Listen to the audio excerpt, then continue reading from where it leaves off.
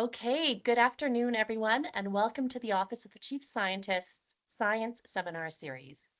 My name is Vanessa Swarbrick, and I'm a Senior Science Advisor with the Office of the Chief Scientist and your host for this winter's seminar series. On behalf of our entire OCS team, welcome to today's events. I would like to start by respectfully acknowledging that in Alberta, we are in the traditional gathering places and home to the peoples of Treaty 4, Treaty 6, Treaty 7, Treaty 8, Treaty 10, and the Métis Nation. I would like to acknowledge the diverse Indigenous people whose footsteps have shaped this territory and whose histories, languages, and cultures continue to influence our communities today. Wherever you find yourself today, I encourage you to recognize and acknowledge the relationship that First Nations, Inuit, and Métis have with the land upon which we all live, work, and learn. In keeping with the tradition of gathering, these science seminars provide an opportunity for us to get together, to exchange knowledge on interesting science happening across the province in an open and learning, sharing environment. The hope is that through our dialogue today, we are all able to improve our awareness and understanding and to put this new knowledge into practice to support evidence-informed decision-making wherever that occurs. As you noticed when you joined the call, we are recording today's seminar. Your microphone and your video are disabled, but you will be able to enter your questions or comments at any time during or after the presentation via the chat. This chat is not being recorded. Once the presentation is concluded, I will read those questions out in the order that they were received. And with that, I would like to welcome today's speaker, Dr. John Post. The title of his talk is Several Decades of Fishery Ecology in Western Canada, Attempts to Link Science to Policy. John is a professor in the Department of Biological Sciences at the University of Calgary with a research and teaching focus on fisheries, population ecology, and conservation. His work spans fundamental to applied fisheries ecology and conservation and has relied on field assessments, experiments, and models in an attempt to understand population, community, and landscape dynamics, as well as harvest impacts and conservation threats.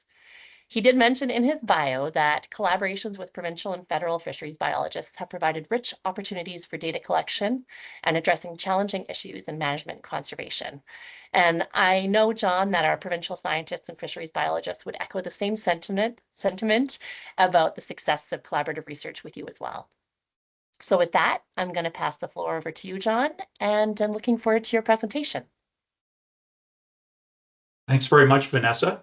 And good afternoon, everyone who's here. Thanks for attending this afternoon, despite the Olympic Commission mistakenly scheduling the Women's Canada-USA hockey game during my talk. The irony of this, I think, will become apparent a little bit later. My plans here are to wind together a story across several decades of fisheries research, which initially focused primarily on fundamental ecological work, but later developed into attempts to link this ecology to freshwater fisheries, science, and policy. But let's set the stage with some fundamental fisheries science if we can. And this is not, there we go. There we go. So fisheries science is made up of several interacting components. Population dynamics, or the fish, which is really how I got into this whole area with an interest in population ecology. Human dimensions, which are the fishers. Aquatic ecology, the habitat. The policies and regulations, or the managers. And more forward-looking, threats and conservation. So we can talk a bit more about the future. This is a diagram that I like that represents the life cycle of fishes, everything from eggs to yolk sac larvae, a couple of stages of juveniles, adults, and senescence and mortality. But this isn't a very dynamic picture of how populations work. This is much more dynamic, way more complicated, but it shows a number of the ecological and evolutionary processes that are key to understand for the life cycles of fishes. We're only going to talk about a little bit of this, but I just wanted to show the complexity that's involved when we're looking at the whole life cycle of various kinds of organisms. We'll talk primarily about juvenile stages in a few minutes. So a little bit of theory of harvest dynamics. I am a university professor, so I have to do this. We can consider the rate of population change of fishes or any other organisms as a function of the production, which is the ecology really, and the harvest, which are the human aspects of the fishery. And if you want to put it into an equation, two components, the ecological piece, where population production is a function of the rates of intrinsic rates of increase of population and its carrying capacity. This is sort of the simplest way to describe it. And the fishery component, where the harvest is a function of the amount of fishing effort, E, the number of fish in the population, and some measure of catchability or efficiency with which anglers can remove fish from a population. The result of this is this simplistic curve that anyone who's done any fisheries population ecology is well aware of, where there's a hump-shaped relationship between production and the number of organisms in the population abundance. And the peak of the curve, we often call maximum sustainable yield, which is the maximum rate at which we can harvest fish without causing a population decline. But in fact, there are many things that we need to know to be able to apply this little bit of theory to real world problems. We need to know about recruitment rates, we need to know about mortality rates and system carrying capacity. And it's really all three of these that an ecologist needs to define to figure out what maximum sustainable yield of a harvested system would be. And that's true whether it's fish or deer or anything else that we're harvesting. Recruitment is where I really want to start. And it's, I think, the primary process that provides fishing opportunities. It provides the production of fish for anglers. And it involves reproduction, growth, and survival of juveniles, and graduation into adult stocks. So early on, a key research question that my students and I took on dealt with how are growth and survival of juvenile fish related to the abundance of adults in age-structured fish populations? In other words, how does this process impact longer-term production and harvest in the end? This started years ago with some experiments working with folks from British Columbia Fish and Wildlife Group, where we got access to a number of small experimental lakes with no stream input, so we could essentially create populations that varied in fish density and size structure through stocking and selective gill netting. So what we did was we stocked wild gametes of rainbow trout into these lakes at a variety of densities and asked how that range in abundance affected the overall production of these fish stocks. Really briefly, the general results suggested that growth rate declines with density across a range of fish sizes and ages, and mortality increases with density. Interestingly, the two left-hand graphs are for the youngest age class. And although I'm not going to get into details here, there's a real complexity of interesting ecology and behavior and physiology that alters these processes for the youngest age class. But in the end, what we find is really strong relationships between growth and mortality across size and age classes of fish. What this means, or what this suggests, is that mortality is strongly related to growth. If growth rates are high, mortality rates are low, and vice versa. And what this does then is this plays back into the life cycle of the fish such that you can predict what recruitment rates would be across a wide range of reproductive efforts or abundance of the youngest age classes. This was all done experimentally, each point here representing the outcome from one particular experimental lake. This sort of data you can't get very well from natural systems because it's harder to find this range of density in natural systems. So we managed to do it in small experimental lakes. So how does this play out? Well, this is a a rainbow here of stock and recruitment curves, stock biomass, or the biomass of adults, reproductive adults on the x-axis, and the number of recruits on the y-axis. Each curve represents the relationship between the number of adults and the number of juveniles produced across a range of ecosystem productivity from the left to the right. But a key aspect of this is that various species of fish, various life history types, have stock and recruitment relationships that behave quite differently. For fish like sturgeon that might live for 100 years, may not mature till they're 30 or 40. Those are very slow life history types. And they're the most humped of the stock and recruitment curves. To the other extreme, Western silvery minnow here in Alberta that spawns within a year or two and has a very short lifespan. Those are the fastest life history types with different stock and recruitment curves. So this experimental work allowed us to get at an initial attempt to assess what stock and recruitment relationships would be like, and that would allow us to assess what long-term sustainable harvest rates might be for fish that range from sturgeon to Western silvery minnow and everything in between. These stock and recruitment curves allowed us then to figure out a whole series of ecological and fisheries indices, and I'm not going to talk about the details here with the exception of a couple. Ecologically, lifetime reproductive rate, which is a key parameter to know to figure out what sustainable harvest rates would be, varies substantially with life history. The sturgeon are on the far right-hand side of this curve, silvery minnow on the left-hand side. Sturgeon have much greater lifetime reproductive rates than do Western silvery minnow. And these relationships are strongly altered by system productivity, so you need to know that as well.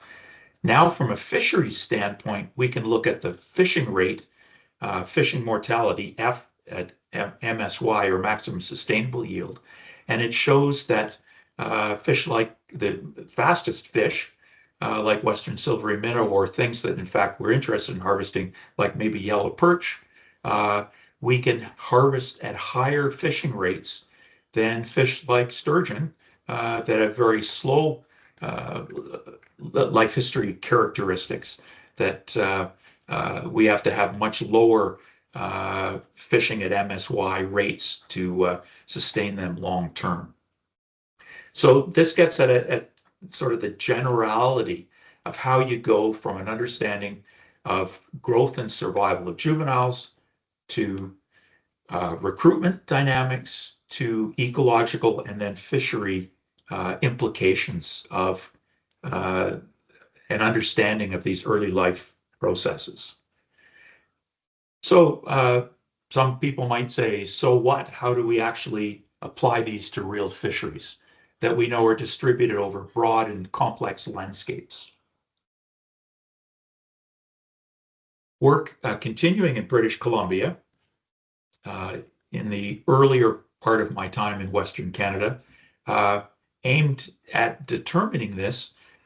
British Columbia is interesting from the standpoint of having a large number of lakes. Rainbow trout fisheries, there's about 3,800 rainbow trout fisheries in the province of British Columbia. Supports about 340,000 anglers, worth over $500 million. Of those 3,800 lakes, about 800 are stocked with gametes from wild stocks of rainbow trout. What that does is that gives us 800 lakes for which we already know the ecological, or a large part of the ecological productivity, the recruitment, because we stock them. So we know what's there and what the production rates are. And that allows us to assess then, over a large landscape scale, the average catch rate and the average angler effort of rainbow trout in these systems. Within a couple of hours, or 2.5 hours of Vancouver, where many anglers in Vancouver, in BC, come from, The average catch rate is about 1.2 fish per angler day. And on average across lakes in this region, the fishing pressure is about 77 angler days per hectare. If you go another 3 hours north, the average catch rates are 4.8 times, or sorry, 4 times higher, or 4.8 fish per angler day. And the fishing pressure is about a fifth or a sixth of what it is further south. So very strong patterns in both success rates and fishing pressure across these stocked systems that's not related to ecology, not related to reproduction, because we've stocked these systems. So back to the little bit of theory. Let's talk more about what's going on across this broad landscape, or the human dimensions, or the fissures in this system. What we've learned or worked on over the last 20 years or so now is the idea that fish population dynamics are only one component of social ecological systems. We've got anglers, we've got fish populations, and we've got the management with policy and governance that are all linked, that create this complex system with feedbacks. And individual fish populations are connected through mobile anglers who choose sites based on their complex of preferences. A number of things affect when and where and how much anglers make decisions about fishing.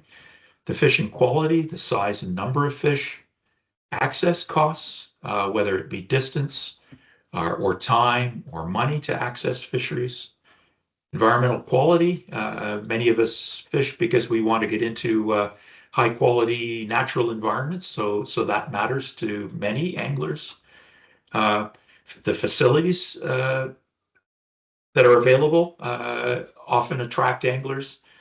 Crowding sometimes dissuades anglers from going to particular situations.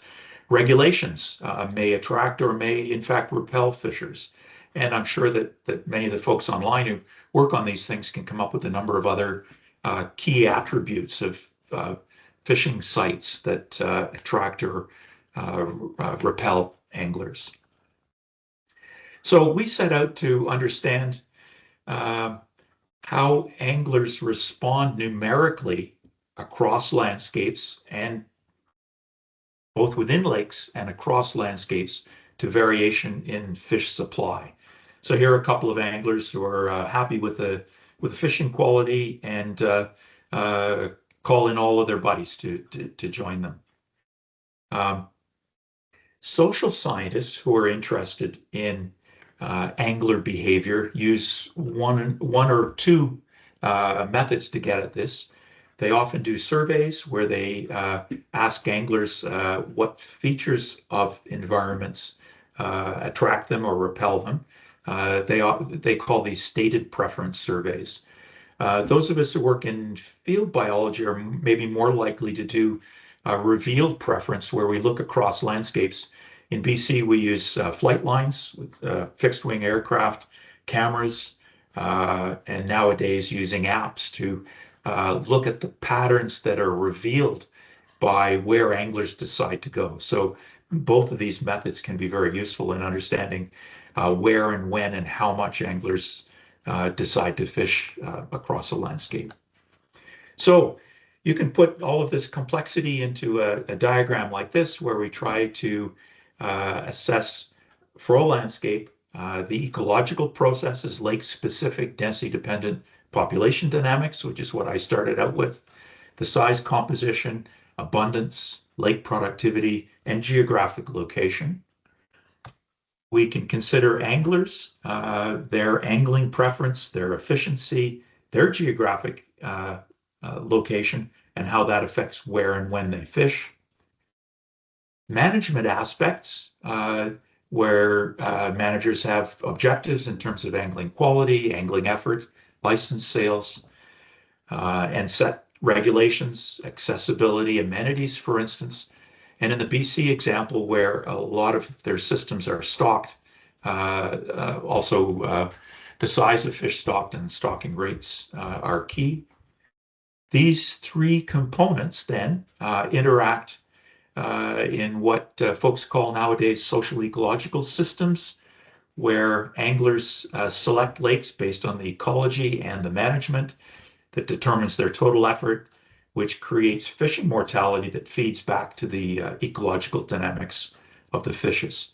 So this complex arrow and box diagram is an attempt to understand the various processes, their interactions and feedbacks within this so-called dynamic social ecological system. It gets uglier than this. Those of us who do this sort of work then create mathematical models that describe each of the processes that are made up by arrows in the previous diagram, create models then that allow us to essentially do experiments within models to make predictions as to angler behavior and interactions, both with the ecological system and the management system through regulations. This again is the landscape in the southern interior of British Columbia, where we've assessed the distribution of angler effort in days per lake per year. Notice that some of the numbers are large, but this is not scaled by angler effort density. In other words, it's not divided by the size of the lake. So big circles mean either it's attracting a lot of effort density, or they're really big lakes, or they're both. But what this shows is the distribution of anglers and the choices they make across this broad landscape. Now, the pieces that are of interest to anglers and to managers, assessing both catch rate and the size of fish, or measures of quality of the fishery. The black bars in these, if we go to the lower mainland, I'm not sure if my arrow shows up down here, the black bars show relatively low catch rates. We've already talked about that when I showed the initial data for the Kamloops region further south. And the gray bars are the mean length of fish, or the distribution of fish lengths in the catch. So relatively low catch rates and relatively small fish compared to going further north in the Omineeka area, the Peace area, for instance, with much higher catch rates and larger fish being caught. So this is the landscape on which anglers make decisions and the results of their initial sets of decisions. So from a management standpoint now, we're starting to talk about policy and how decisions about management policy can be made. Stocking is one that's a common one in British Columbia. What this understanding allows us to do is for a manager who has the ability to create some more fish in the hatchery to look at the cost benefit analysis of increased stocking. And if they get another 1,000 fish, for instance, where do they put them to maximize the cost benefit or the bang for the buck, given the funding that they've got to raise additional fish? This picture now provides a spatial template on which to look at where those fish would be best stocked if the goal is to increase dollars spent or increased effort by anglers. So the bigger the dark circle is, shows the lakes that would be preferable to stock more fish. What does that mean? They stock more fish, they're going to attract more anglers. Anglers spend more money, so the value of the fishery overall increases. The open circles, the white circles, and the bigger the white circles, if they stock more fish in those lakes, what will happen is growth rates will decline, mortality rates will increase, and they'll actually repel anglers from those lakes. So in fact, it's the bigger the dark circle, the better the allocation of fish, of additional fish from the hatcheries would be to maximize the overall effort and value of the sport fishery, and in the end, the happiness of the fishers, because that will increase more fishing opportunities. A second management approach might be asking where can effort be increased by adding trophy lakes. And in the BC rainbow trout fishery, that typically means a low bag limit. So you get larger fish, bigger fish, increasing the probability that anglers can catch larger trophy fish. So here's a map that shows lakes that are currently trophy lakes, the black dots, lakes that are not trophy lakes, the open white dots, and the plus signs are the lakes that would be predicted to attract more effort if they change to a lower bag limit, increasing the size of fish and the catch rates of big fish to attract more effort. So these two examples show how an understanding of everything from growth and survival of juveniles, recruitment into adult stocks, sustainable harvest rates, and the distribution and behavior of anglers can all interact to make predictions as to the best places to augment the fishery with various kinds of regulations. So that was British Columbia. Now let's come closer to home, 50 minutes from where I'm sitting currently. As many folks online know, in the early 90s, this was a fisheries stock that was near collapse. Work with Jim Stelfox in those days suggested that the adult population was down to 50 or 60 fish only. And it was serious concerns about complete collapse of the fishery. So my students and I became involved with Jim and other folks in the research at Lower Kananaskis Lake. We put effort into understanding recruitment of juveniles from Smith-Dorian Creek, into growth and survival across age classes of juveniles and adults, learned about abundance by age class, and then our goal was to assess fishery and regulation options that could be used in the future to recover and sustain such a fishery. Again, they go into a computer simulation model. This was 20 years ago now, called it Bull Sim. Some people replaced the sim with other words, but it's since been rewritten as a wall sim and various other species. So this provided a framework for these kinds of population and fishery simulation models in Alberta and elsewhere as well. So briefly, this allowed us to figure out how much effort would be sustainable given various minimum length at harvest regulations. So if effort's low, the population should be sustainable. If it's high, it's overfished. That was clearly the case in the 80s and the 90s before the catch and release regulations were put in. With catch and release regulations, I called it 80 centimeters. That's the biggest they get. So it's essentially a catch and release fishery. Broad ranges of effort should be sustainable because they're being released with only a small proportion dying due to release mortality. In the 70s, 80s, and early 90s, essentially it was unregulated in terms of size because size at vulnerability and size at maturity was about 40 centimeters. So very narrow ranges of effort, relatively low effort levels are sufficient to overfish the population, which was exactly what we saw until the catch and release regulations were put in Lower Kananaskis Lake, and then more broadly across the whole province. So what about bull trout and other native salmonids more generally? And what about other threats? We've been talking about fishing only so far. Well, as most folks online know, we have three, both provincially and federally listed salmonids in the east slopes of the Rockies, listed under the Species at Risk Act: bull trout, cutthroat, and Athabasca rainbow trout.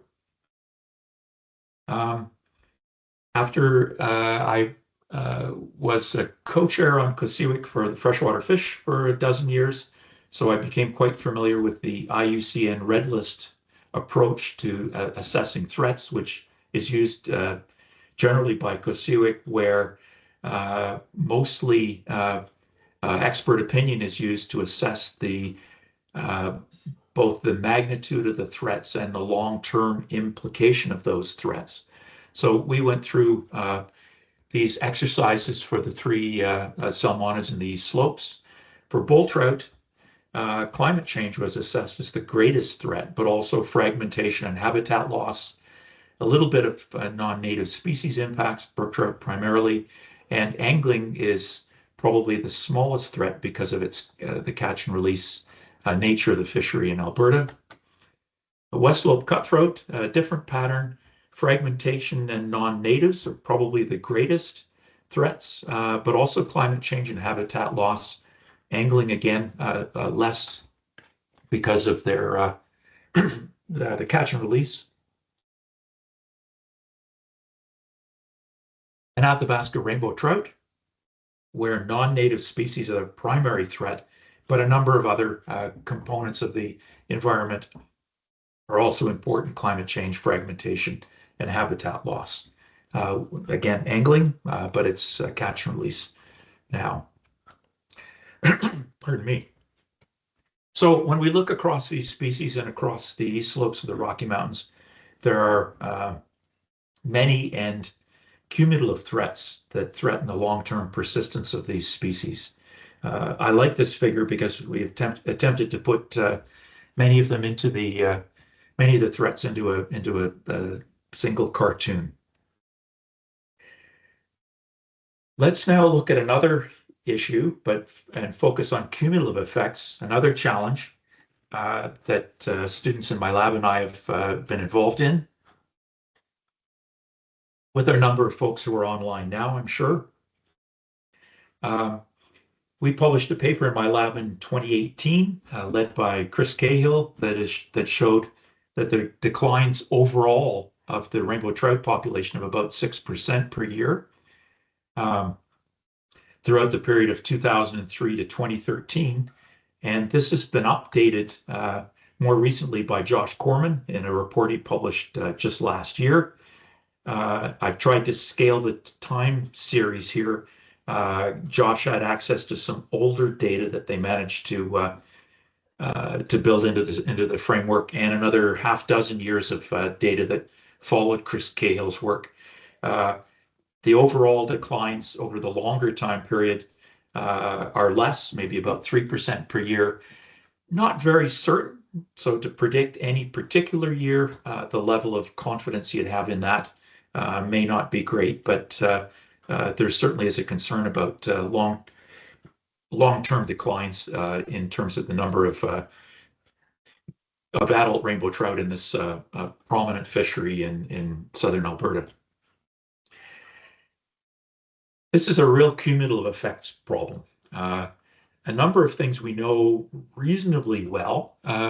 Students in my lab and I published a paper almost 2 decades ago, again, which was updated by work that Josh Corman did on a grant with Alberta Fisheries, published in 2004, where he updated our earlier work and showed that the mean annual loss of rainbow in the single Carsland Bow Headworks Canal was about 18,000 fish, averaged across years,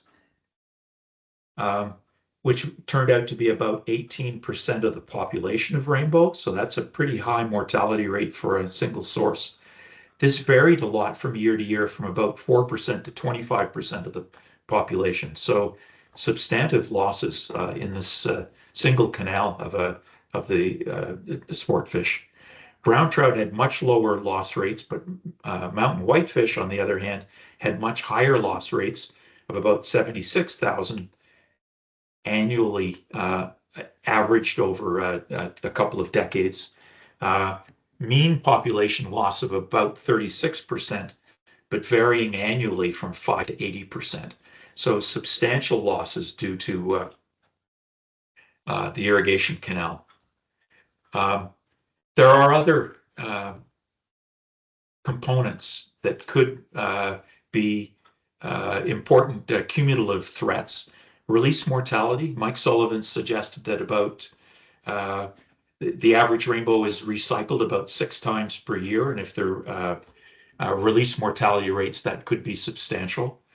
There's various habitat alterations, the flood of 2013 and other alterations in the river habitat, flow management, bird predators, whirling disease, maybe some others. But we really don't have a full handle yet, I don't think, on the cumulative effects of these threats to the sport fishery of the Bow River. I think this provides a real opportunity to further quantify the threats, as has been done quite nicely for the canal losses and Mike Sullivan's attempts at assessing release mortality, the potential for release mortality. We've got to ask, what can we control?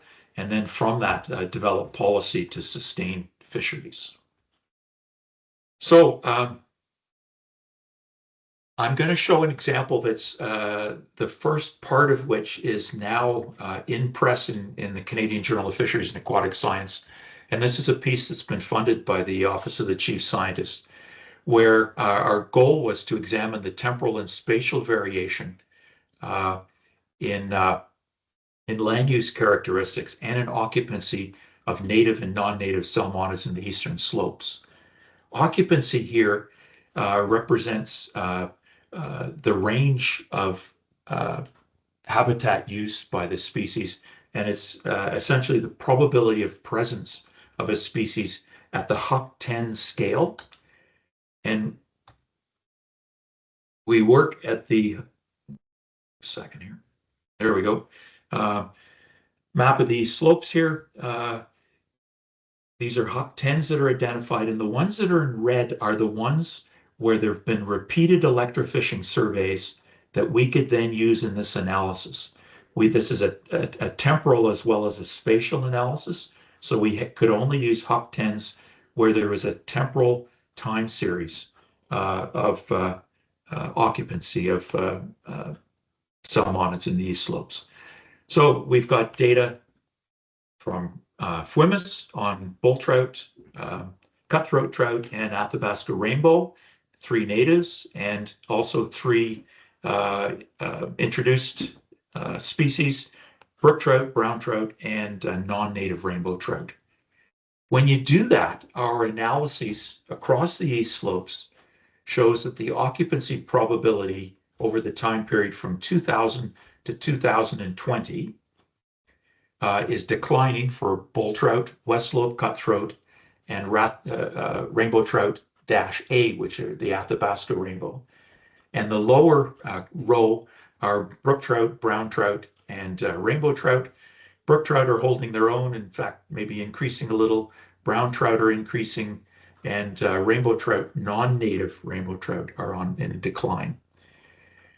In terms of habitat characteristics, the two that we have reliably across these slopes deal with tree coverage and linear feature densities.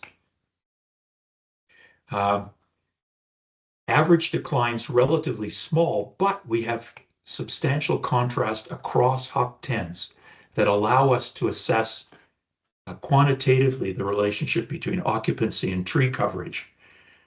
Bull trout are strongly impacted by tree coverage in a positive way. More trees, more bull trout. Same for west slope and Athabasca rainbow, although their patterns are not as strong. Brook trout seem to be agnostic when it comes to tree coverage. Brown trout and non-native rainbow decrease at higher levels of tree coverage. In terms of linear features, all 6 species, whether native or non-native, decline as we increase linear features. Probably related to access, but that really hasn't been demonstrated quantitatively, at least. So what have we learned from these science and management initiatives? Here's an odd slide to include. We're in the middle of the Olympics, but exactly 24 years ago tomorrow, figure skaters Jamie Salé and David Peltier got I don't know if you recall this, got a silver medal for a skate that people thought was flawless, whereas the Russian pair got the gold medal for uh, a performance that was much less good as most assessed for the two Canadians. This turned into a scandal because there was a French judge who apparently was trading favor with the Russian team to give the Russians first place. That became a so-called Skategate scandal. Well, why do I tell you this? Because on the same day in 2022, uh, a paper that we just published called Canada's Recreational Fisheries, The Invisible Collapse, hit the news. And in this paper, we talked about uh, the overall state of recreational fisheries in Canada. We talked about processes that, if unabated by management, are likely to lead to collapse, and that some of the collapses we saw were relatively invisible to the general public, and in fact to management agencies in many areas. On February 11th, tomorrow, 24 years ago, there was to be a 6-minute major news item in which myself and others were interviewed to disseminate some of this knowledge to Canadians on the national news.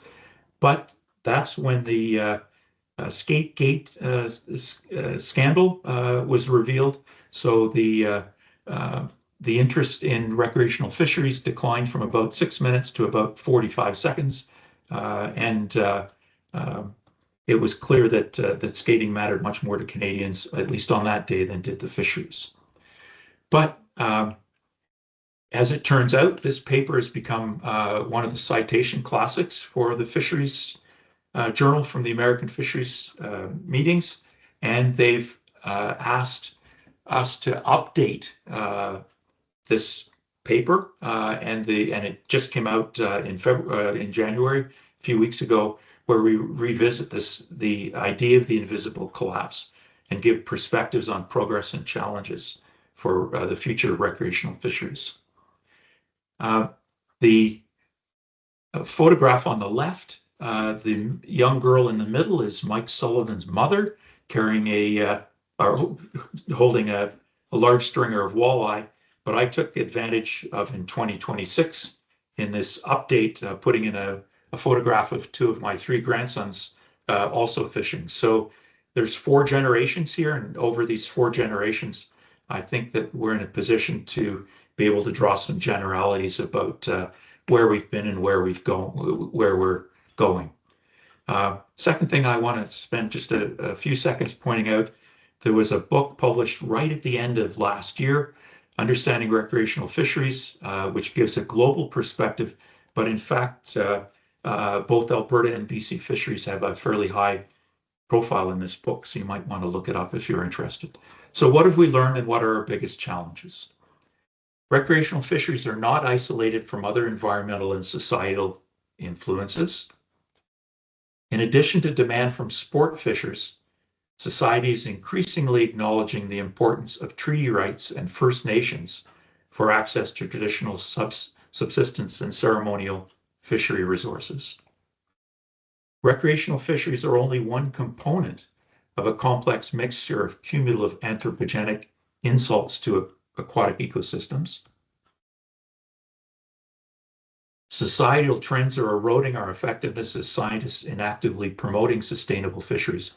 And this isn't just a fisheries thing. This is I suspect, as you'll all recognize, this is a worldwide issue, but increasing distrust in science, scientists, and other experts, perpetuation of mis and disinformation, reduced budgetary allocations for resource conservation and management. I probably don't have to tell folks online about this. An increasing emphasis on fish stocking as a panacea for overcoming an overfishing problem. A de-emphasis of actions to curb climate change, and a huge one was just announced south of the border today. And the list goes on.